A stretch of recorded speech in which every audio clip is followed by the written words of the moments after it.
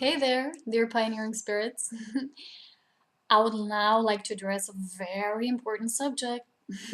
It's about how important it is to actually embrace and live our inner child, our inner innocence, our purity. Well, my answer is all of it. It's of the utmost importance because as I see what is now happening with so many people within these intense events, global events, things, pressures in our society, so many things. Oftentimes people take everything as a too big kind of responsibility and they just forget to flow with life, forget to flow with their inner child, forget to embrace that purity within them. And without that purity, you cannot truly be connected to your spirit self because your spirit is pure purity and everything works within the vibrational resonance in this universe and everywhere where creation is. So the thing is, I keep noticing that there's so many who for instance, for example, they want to serve, they want to help, but they forget that first and foremost you need to assist yourself. You need to be this model of this divine love embodied, not try to push things. And if you see everything as complicated and you feel this pressure in your life, you're just losing ground beneath your feet and you're lacking that balance and grounding yourself, because grounding yourself, being real and responsible human beings, that is what makes the shift within this neutral awareness that we are building towards. And this is the second coming of Christ. It's actually the collective consciousness, this certain degree of consciousness that's being reached by those that can hold a level of neutrality of this divine love that we are. So if you don't take time for yourself, if you just see some things in your life as huge responsibility and you keep feeling them as a weight on your shoulder, then you just won't be able to connect, because you will forget who you are. Every time that we just feel things as a responsibility, we forget about who we truly are in essence. My friend told me yesterday when we were talking, he said, people are sometimes so surprised when they see a being, like me, or he's also like that in his messages, a being that is completely free and just smiling and not being afraid to show their true face and smile and share that joy. Sometimes people still ask themselves, what is this?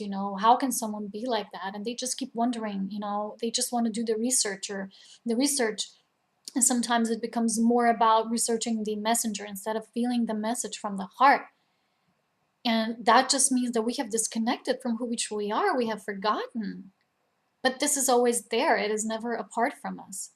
And it is so important for us to keep a steady ground, to keep balance in our lives, because if we don't have that balance, we can really fall deeply now. Things are getting intensified. The solar activities are more and more intense. The global events correspond to that. People in our lives, just chaos, chaos everywhere. That corresponds with that as well, because the truth is we're within a massive shift, whether people say we are not within the shift, because there's those who will always feel it because they feel all life. They're in tune through that field of neutrality to all life and existence. And there will be those who will just perceive things from the mind and will judge those who say certain things that are true. But it isn't a truth for you if you don't feel it yourself. So you have to become this truth, and you have to remember who you are. If you lose your ground, how will you reconnect back? You can always reconnect back. You have that eternal source, the force within you. But there's people who really, I feel, just approach this spiritual truth from the mental level. But this is just a tiny part, a tiny portion of our entire being. We are like children. Like Jesus said, he said that you entered this field of purity. You entered the truth when you are able to see everything like a child sees it, see things from a child's perspective. Every single moment something can appear as brand new, and everything is miraculous. Everything is a fairy tale. And there's people going to say, oh, wake up, nothing's a fairy tale. Yeah, because you have that consciousness, you perceive it like that, and there's many people globally perceiving it like that, so therefore that makes it a state of collective consciousness. But still, whether what kind of state that is, that doesn't make it the higher universal truth. Because in higher universal truth, we are who we are. That never changes. We're pure divine love.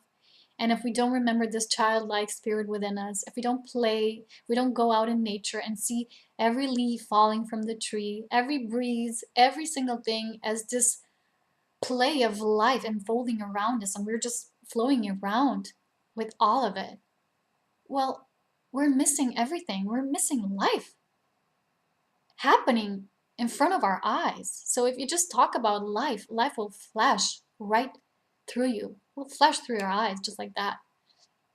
So think of that more often, and think how important it is to stay balanced and focused within these times, but also childlike and trusting within the infinite mind and intelligence. Because while you are that child, while you are able to perceive everything with brand new eyes every single time, every single moment, no matter what is happening in the outer, while you keep this faith, no matter what, everything in your reality is changed. And your reality is not the same like the reality of someone else who has a different approach. Because you hold your consciousness. The consciousness that you're holding is, observing everything through your eyes, and it's seeing things differently as someone else is seeing it. So you have all the power to see things from your own consciousness.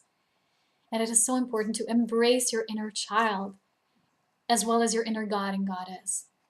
This is from me to you. And I'm just about to go for my walk, enjoy nature, be playful like a little child. So connect to you soon. Bye bye, everyone.